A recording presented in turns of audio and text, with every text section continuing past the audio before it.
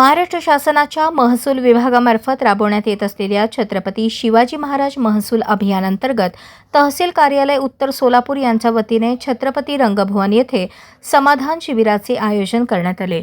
आमदार देवेंद्र कोठे यांच्या हस्ते शिबिराचे उद्घाटन झाले, तर महापौर विनायक कोंड्याल यांची प्रमुख उपस्थिती होती।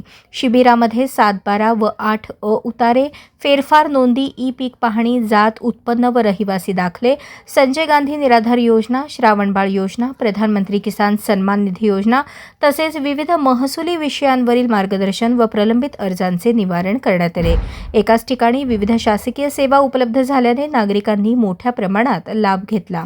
यावेळी उपस्थित मान्यवरांनी शासनाच्या लोकाभिमुख योजनांचा जास्तीत जास्त लाभ घेण्याचे आवाहन केले। अशा समाधान शिबिरांमुळे शासकीय सेवा जलद, पारदर्शक आणि नागरिकाभिमुख पद्धतीने उपलब्ध होत असून प्रशासन अधिक प्रभावीपणे जनतेपर्यंत पोहोचत असल्याचे मत व्यक्त करण्यात आले।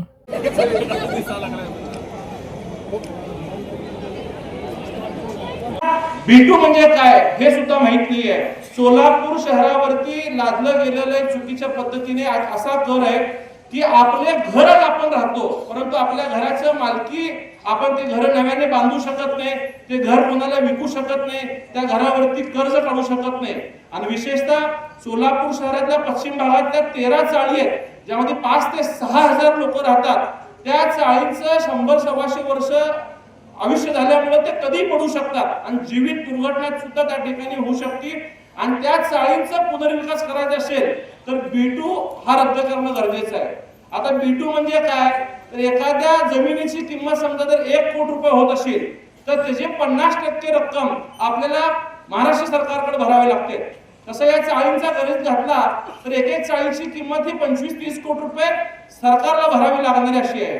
त्यामुळे पुनर्विकास रखडला, एक कुटुंबाचे आज वंश वाढला, तिसरी पिढी आल्यामुळे 2-2, 3-3 लोक त्या घरात राहू शकत नाहीत। चाळीत राहताना घर लहान असल्यामुळे अनेक लोकांची लग्न व्हायची राहिली।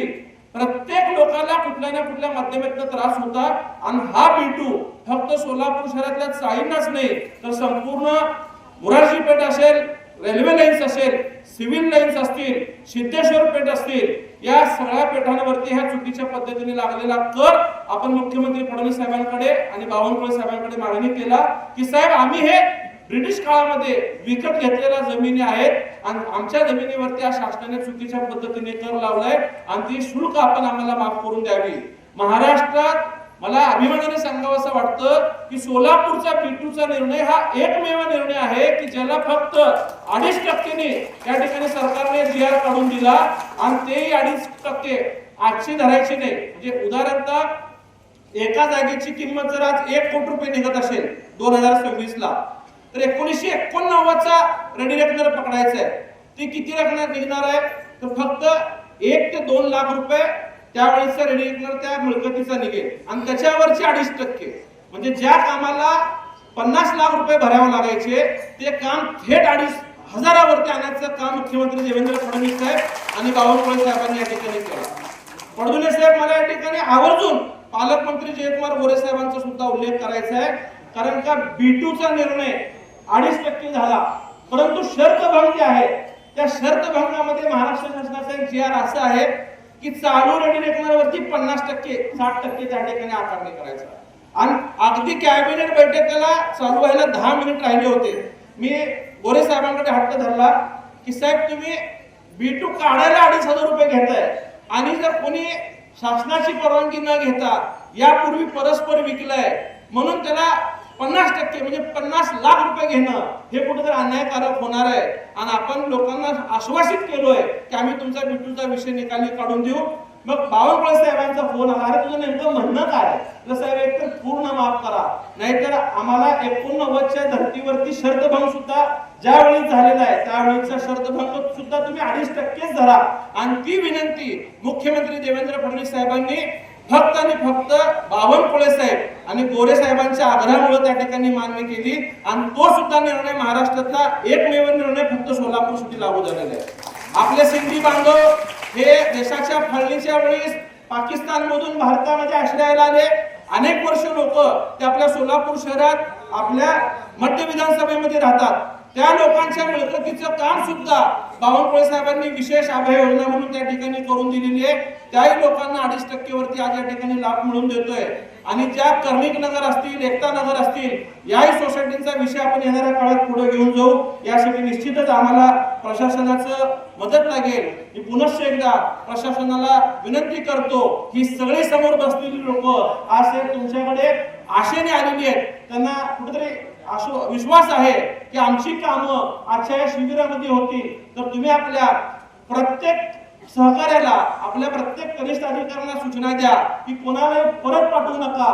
प्रत्येकाचा अर्ज स्वीकारून त्यांचं समन्वय, त्यांचं समाधान खऱ्या अर्थाने कसं करता होईल यासाठी आपल्याला पाठपुरावा करणं गरजेचं आहे. नाहीतर एखाद्या कामासाठी पुन्हा शिबिरात सुद्धा जर हेलपाटे मारावे लागले तर ते निश्चितच बावनकुळे साहेबांना सुद्धा अपेक्षित नसणार आहे. नागरिकांनी निश्चिंत राहावं की आम्ही स्वतः लोकप्रतिनिधी म्हणून तुमच्यासाठी जागरूक आहोत. तुमची सगळी अपेक्षित असलेली कामं पूर्ण करून देण्याची जबाबदारी आमच्याकडे असेल. आजच्या शिबिराचा आपण लाभ घ्यावा आणि कोणाला काय अडचण असेल तर तुम्ही थेट मला किंवा भारतीय जनता पार्टीच्या नगरसेवकांना, पदाधिकाऱ्यांना किंवा आमच्या कार्यालयाला संपर्क साधा.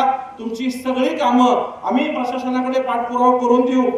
जे आहे ते 40% जवळपास आपल्या राहतं जे आहे लोकांची वसाहत आहे ती चाळीमधली आहे.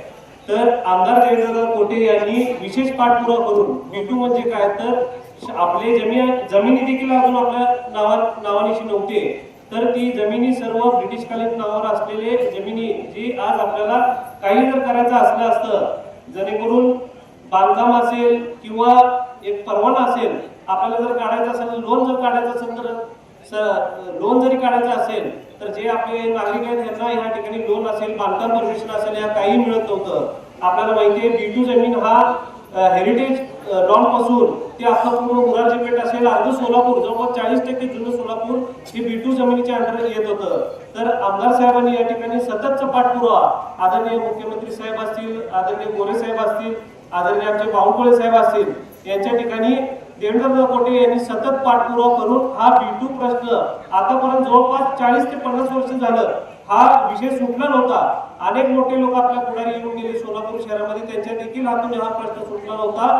तर एक काम करायची जी जिद्द आहे ती आपले आमदार देवेंद्र कोटे साहेब यांच्या हातून हा प्रश्न सुटला. त्यांचं या ठिकाणी मी विशेष कौतुक करतो. कारण का आमदार साहेब कामानिमित्त एवढं धडपड सोलापूर शहराच्या विकासासाठी एवढी धडपड, एवढी तळमळ आहे की आज तुम्ही बघता आम्ही पंढरपूरमध्ये होतो. अनेक वर्षापासून आपण फ्लायओव्हर उड्डाणपुलाचा विषय सोलापूर शहराचा अजिबात मार्गी लागत नव्हता. आज 10 वर्ष झाले तो प्रश्न सुटत नव्हता. पण देवेंद्र साहेब कोटे साहेबांनी या ठिकाणी मुख्यमंत्री साहेबांकडे बैठक लावून जे चौथ्यांदा टेंडर जे काढलं होतं ते 3 तारखेला टेंडर या ठिकाणी रद्द होणार होतं. तर अजूनही आपले जमिनी जवळपास या ठिकाणी ऍक्विजिशन कलेक्टर साहेबांच्या अंडर या ठिकाणी झाले नव्हते. तर कलेक्टर साहेबांच्या मागे लागून जवळपास 90 ते 93% जमिनी उड्डाणपुलाच्या जमिनी या ठिकाणी ऍक्विजिशन करण्यास भाग पाडले. सतत जवळपास मला वाटतं 20 ते 25 वेळा बैठका लावून या ठिकाणी 93% जमीन या ठिकाणी ऍक्विजिशन करायला लावले. जर ही 90% जर जमीन ऍक्विजिशन झाली नसती तर हा टेंडर प्रोसेस परत 1 वर्षभर पुढे गेला असता. तर काम करावं तर उत्तम उदाहरण म्हणजे आमदार देवेंद्र कोटे साहेब यांच्या हातून हे सर्व विमानसेवा असेल, उड्डाणपूल असेल, अनेक गोष्टी 40चा B2 प्रश्न तर 50,000 लोकांना थेट लाभ होणार आहे. आज आपल्याला साधी गोष्ट वाटते पण तसं नाहीये साहेब. अनेक वर्षापासून अनेक लोक जे जुने लोक आहेत त्यांना सर्वांना माहिती आहे की B2 प्रश्न काय. कारण का अनेक लोकांची घरं त्यांच्या नावावर अजून सुद्धा नाहीयेत, हे शासनाच्या नावावर आहे. तर फ्री होणं गरजेचं होतं. 40 वर्ष 50 वर्ष झाले या ठिकाणी कुठली त्या ठिकाणी पावलं उचलले जात नव्हते. तर हे त्याचा बारीक अभ्यास करून आमदार साहेबांनी या ठिकाणी सततचा पाठपुरावा करून हा विषय सोडवला. त्याबद्दल आमदार साहेबांचा मनापासून या ठिकाणी धन्यवाद देतो.